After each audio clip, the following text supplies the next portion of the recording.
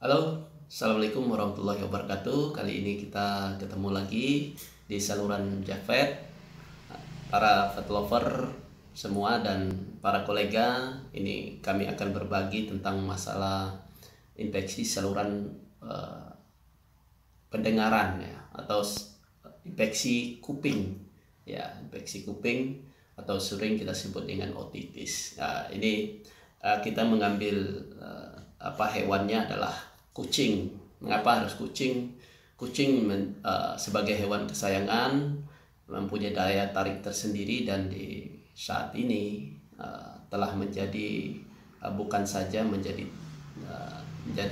hobi, tetapi sudah menjadi tren ya, di kota-kota besar, sehingga banyak sekali yang memelihara kucing, tidak saja orang kalangan menengah, kalangan bawah, dan juga kalangan atas ya.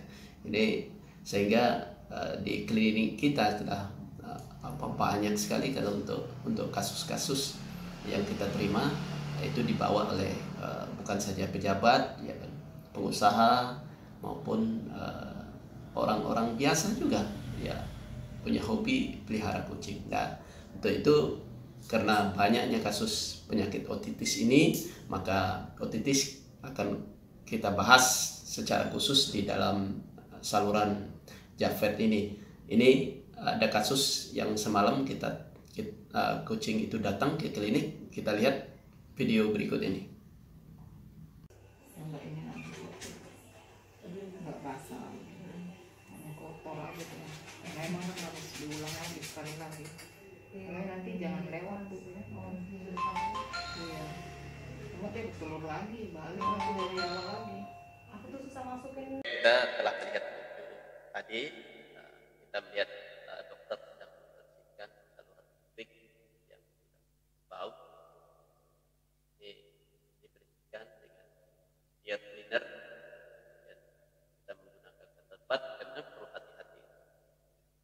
Oke, penyakit otitis ini, radang kuping ini, itu ada dua bentuk akutnya dan bentuk ini kronis. Ya, kalau bentuk akut ini baru kejadian, kemudian yang kronis itu sudah lama. Otitis bisa kita bagi menjadi 3 klasifikasi berdasarkan tempat terjadi.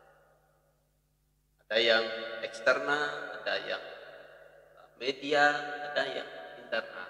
Yaitu ada yang bagian luar, saluran kuping bagian luar, ada yang bagian tengah, dan ada yang bagian dalam.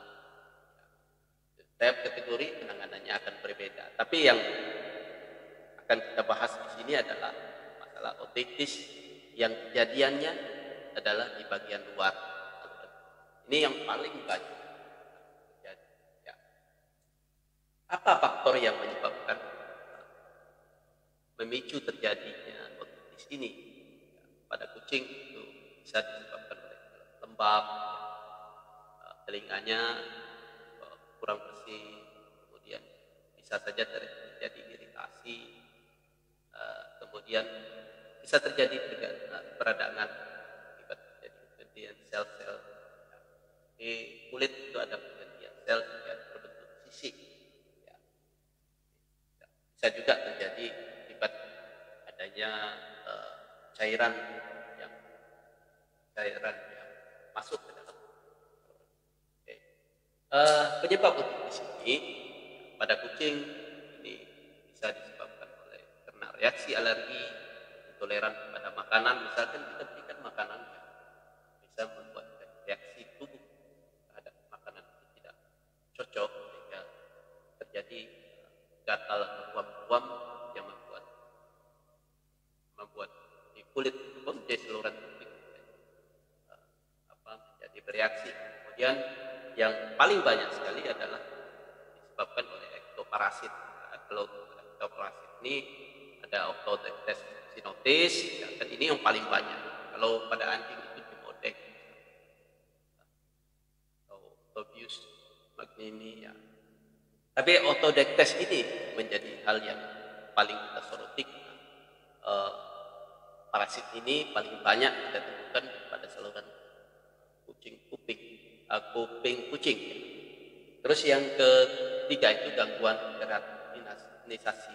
Keratinisasi itu gangguan terjadi gangguan pada kelenjar yang menghasilkan kotoran telinga sehingga produksinya akan berlebihan. Terus yang keempat itu autoimun. Ya. Ini autoimun penyakit lupus, pemphigus. Ya, ini yang bisa membuat kuping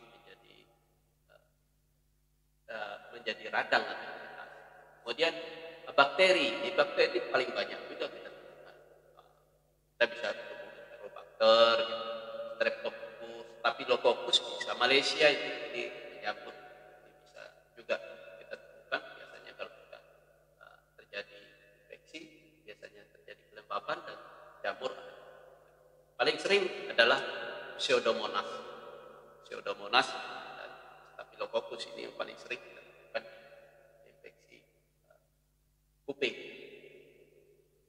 Otodoites ini yang menjadi perhatian kita adalah merupakan parasit yang paling sering tadi.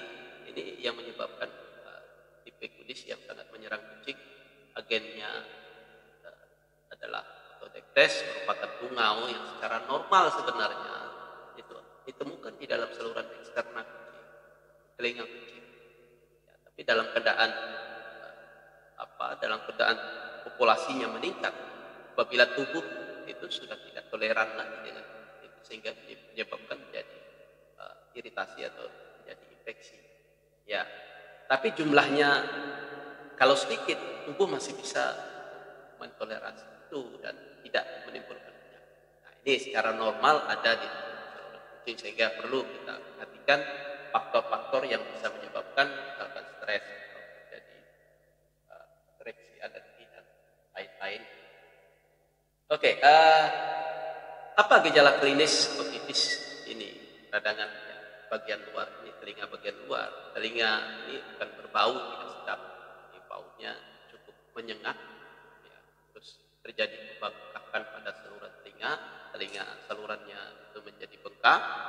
Kemudian lubang telinganya kotor dan mengeluarkan cairan, kadang-kadang warna kuning, kadang-kadang juga warnanya sudah menghitam. Ya. Kucing sering menggaruk-garuk, kemudian mengipas-ngipaskan kupingnya, kuping dikopas, kemudian kadang-kadang kita melihat kuping